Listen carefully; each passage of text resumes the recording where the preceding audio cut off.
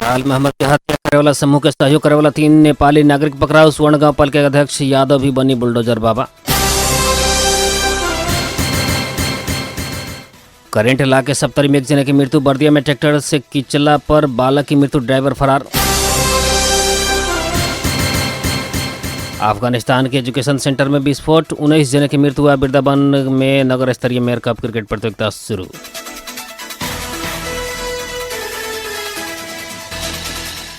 नमस्कार। 12 जिला के सिमरौनगढ़ में रहल रेडियो बादल 89 मेगाहर्ट्ज तथा इंटरनेट ऑनलाइन के www.radiobaदल.com और ऐसे ही हमरो पात्रों और साथ साथे सरलाही के गुड़ैता बाजार में रहल धड़कन FM 91.8 मेगाहर्ट्ज और साथ साथ www.radiodhadkanfm.com हमरो पात्रों और नेपाल पात्रों पर एक साथ प्रसारण हो रहा। बादल खबर में स्वागत करते हैं हम नूर आलम बादशाह। आप खबर विस्तार में।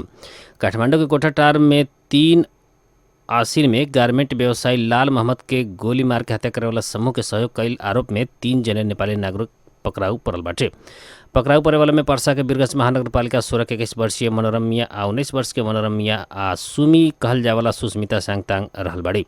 पकड़ाऊ पड़े वाला मध्य मिया द्वय बीरगंज से घटना में प्रयोग भइल हथियार लेके काठमांडू गईल प्रहरी बतली बाटे। काठमांडू में उ लोग के शूटर के हथियार देके घटना के एक दिन अगाड़ी बीरगंज से लौटल रहे। पकड़ाऊ पड़ल मध्य सुस्मिता मोहम्मद के रेकी कैल मिलल जिला प्रहरी कार्यालय परिसर काठमांडू के प्रहरी वरिष्ठ उपरीक्षक SSP भरत बहादुर बोहरा बतली बने। उनका अनुसार पकड़ाऊ पड़ल व्यक्ति सब से दिहल बयान के आधार में थप अनुसंधान हो रहा बाटे। घटना में अन्य कुछ व्यक्ति भी संलग्न रहल खुलासा कल गई बाटे। मृतक लाल मोहम्मद कोनो समय जाली भारतीय नोट के कारोबार में संलग्न व्यक्ति रहनी। वहाँ के 2063 में नकली नोट कारोबार बलुराम पटवार के अनाम नगर में भइल हत्या में भी संलग्न रहनी। उनका पृष्ठभूमि के जोड़ के मोहम्मद के हत्या में भारतीय खुफिया निकाय के संलग्नता हो सके के आशंका कल गई बाटे। देश के विभिन्न जगह में नक्शा विपरीत बनल अवैध संरचना हटावल जा रहल बेरिया 12 के स्वर्ण गांव पालिका के अध्यक्ष राजेश यादव भी अपन गांव पालिका भीतर बनल अवैध संरचना हटावे के शुरू कइल बानी।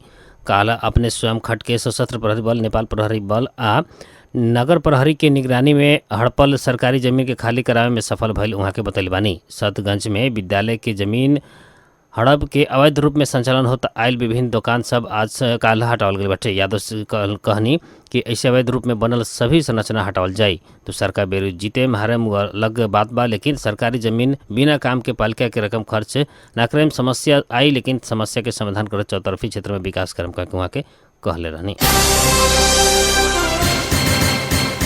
जिला प्रशासन कार्यालय पर्सा से आज एक सूचना जारी करते इजाजत प्राप्त हथियार कार्तिक 5 गते भीतर बुझावे के जिला वासी के आग्रह कल गई बाटे। जिला प्रशासन द्वारा जारी सूचना में आवेला अगहन 4 गते हो रहल प्रतिनिधि सभा तथा प्रदेश सभा सदस्य निर्वाचन निष्पक्ष, स्वतंत्र, विश्वसनीय एवं शांतिपूर्ण वातावरण में संपन्न करे के संबंध में सुरक्षा व्यवस्था मिलावे के भइला से जिला भर में रहल इजाजत प्राप्त हथियार कार्तिक 5 गते भीतर बुझावे के आग्रह कल गई। पर्सा के सहायक प्रमुख जिलाधिकारी भीमकांत पटेल बतैले बानी। बुझावल गई हथियार सब चुनाव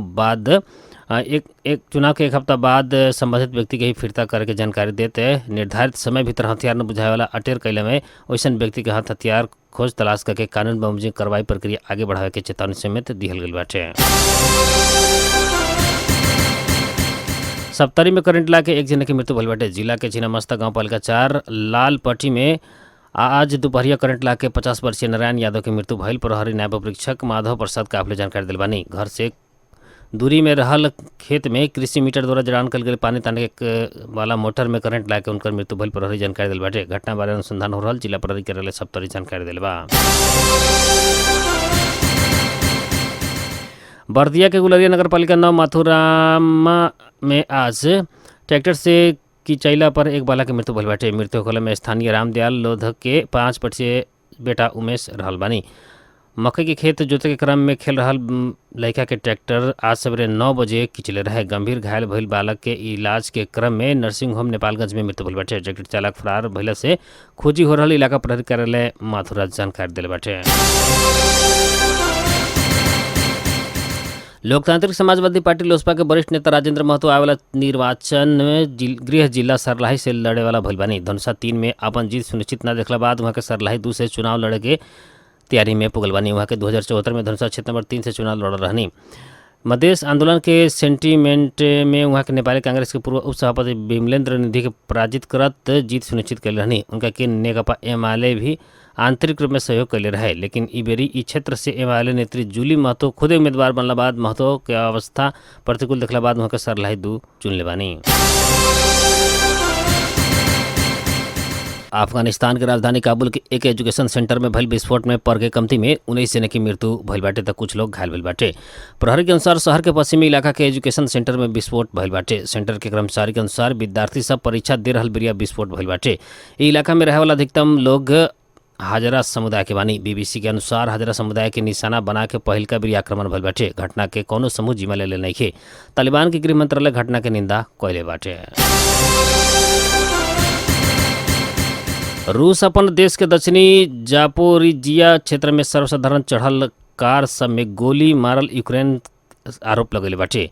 आज भइल आक्रमण में पर कमती में 23 सर्वसाधारण के जान गइल बताल गइल बाटे। ई आक्रमण में पर 28 सर्वसाधारण घायल भइल जापोरिजिया क्षेत्रीय गवर्नर अलेक्जेंडर रुटास्टारुख बतैले बानी। जापोरिजिया रूसी कब्जा में रहल क्षेत्र में क्रेमलिन समर्थक अधिकारी सब किएव के दोष देनी आ आक्रमण के पछाड़ी रूसी सेना के हाथ रहल अस्वीकार कइल गेल बाटे।